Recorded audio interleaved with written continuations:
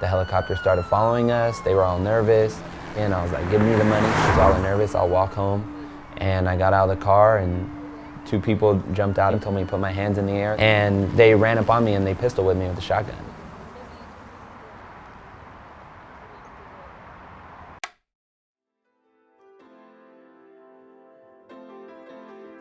I grew up in Los Angeles, specifically in the Valley.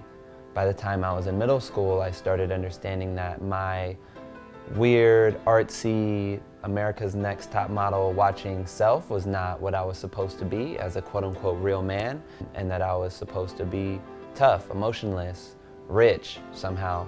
That very quickly led me to drug addiction, gangbanging, and eventually robbing and prison. When I got out of jail, I stopped selling drugs and I got a real job. I worked for the county of LA. LA County did some budget cuts and I didn't have a job. And I very quickly reverted to what I knew how to do, and I robbed 2 stores.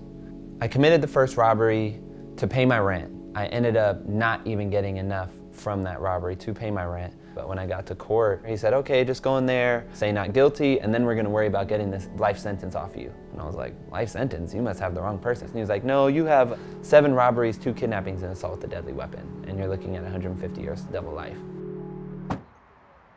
I'm 19 at the time, and I just realized that they were really trying to take my life away. I went in there and said not guilty and held it together, and as soon as I got back into the court tank, I just started crying. Everyone in the tank was looking at me crazy for crying, because men crying isn't something we often see in our culture, but at that point I didn't even care. I couldn't fathom making it out of the situation.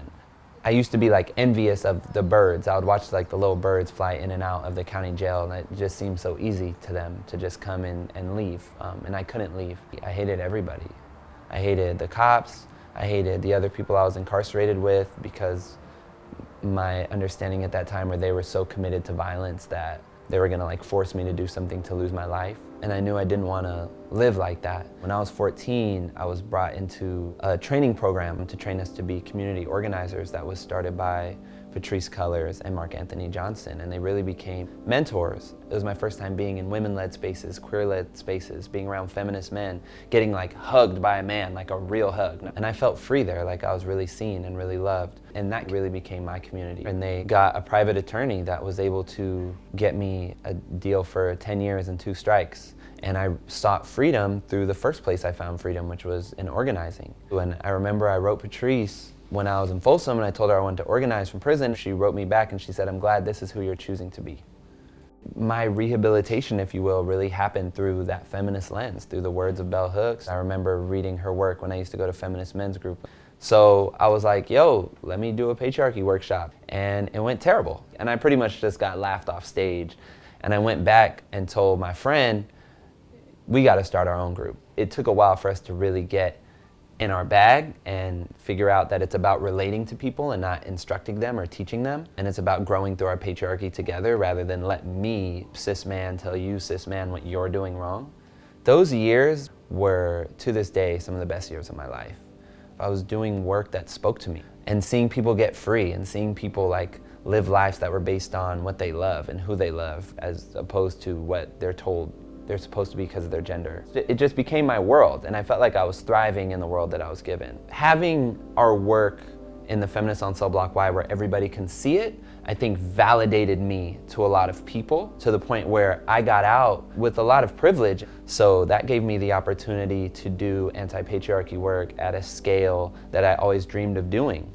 Success Stories is now in 3 new prisons. The organization that grew out of that ended up becoming Initiate Justice. And when we started in September 2016 to now, we've grown from that to now today we have over 22,000 members in California prison, and we've changed 4 laws to help bring people home and make conditions for people who are impacted by incarceration more humane. I got out in 2018. I'm 28 now, the age I was supposed to originally get out. I'm super grateful to be in this political moment. There's a whole new norm that I think our generation has really set, and I'm really excited about our opportunity to continue to push this culture in a way that best serves everybody.